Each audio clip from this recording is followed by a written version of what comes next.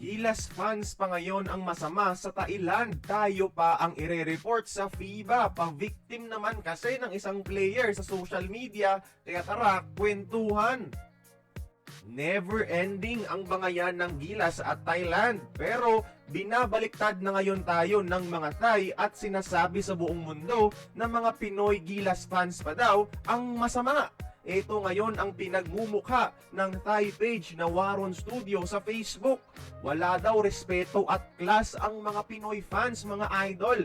Sila pa ang may ganang magsabi niyan. Tinag pa nila ang FIBA sa post na tila ba nire-report tayo sabay sabing pangit daw yung attitude natin. Sila pa ang may ganang magsumbong, mga idol, no? Pero to be fair nga naman, may mga racist comments kasi iba nating kababayan at hindi talaga pwede yan. Okay lang yung mga tira na madaya, luto, mabaho, pero yung racism sana wag na yan. And while I condemn these racist comments, di kasi pwedeng palampasin ang pandarayang ginawa nila. Hindi naman tayo ang unang nagmayabang. Remember, tahimik tayo sa umpisa, sila ang unang nang insulto. Bumawi lang tayo. At actually ititigil na sana sa bangayan ang mga kababayan natin. Pero ang dating kasi ng mga Thai pages na ito, gusto pa tayo ang mag-sorry sa kanila ng una. 'Di ba nakakaulol? Sila nga ni isa walang sorry na sinabi sa ating Gilas sa mga players na inagrabyado nila.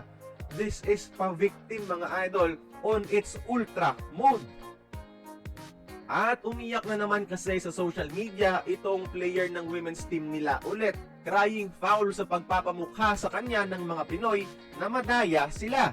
Sabi niya pa dito, wala siyang control sa ginagawa ng organizers at ang role lang nila is to be athletes. Okay, fair enough.